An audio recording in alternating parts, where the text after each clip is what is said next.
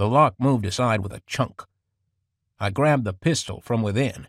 One should always have a spare of anything vital to one's profession. Rolled onto my side, swung the gun around, and aimed it at Moose. The big transfer just stared at me. "What are you going to do?" he said. "Shoot me? It'll just bounce off." He lifted his gun higher as if taking a bead. I, on the other hand, still don't have what you came for. I jerked my head toward the safe. He could see it had a few things in it. I kept some mementos of Earth in there, but the diary was conspicuously absent. I was still more or less supine, and he was towering over me from the other side of the couch. I shifted my aim from his chest to the ceiling-mounted lighting unit and squeezed off a shot. The room was plunged into darkness. I was hoping he didn't have the infrared vision upgrade, whereas I knew the layout of my apartment intimately. I sprang to my feet and worked my way along the wall my place shared with Crazy Gustav's unit to the wall that separated this room from my bedroom. My neighbors might call the police at the sound of a gunshot, and the police might come if they were called, but I was surely on my own for at least the next few minutes.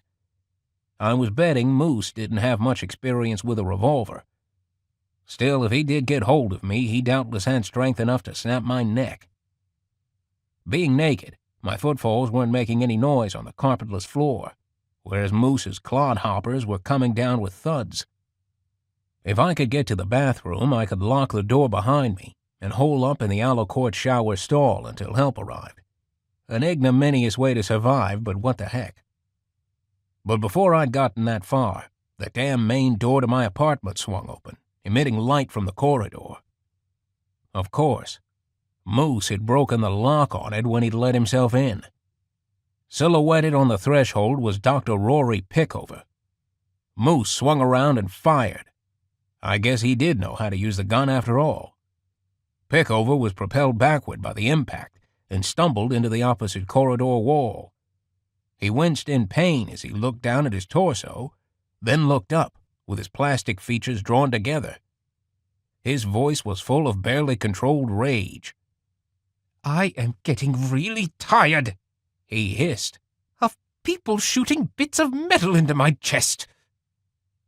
He crouched low, then leapt, all his transfer strength against Mars's feeble gravity. It was impressive.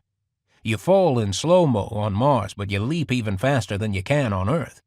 And he slammed into Moose's chest, knocking him backward onto the couch.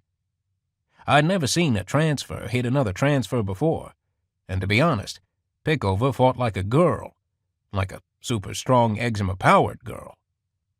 He smashed Moose in the face, and the sound was like two metal buckets crashing together.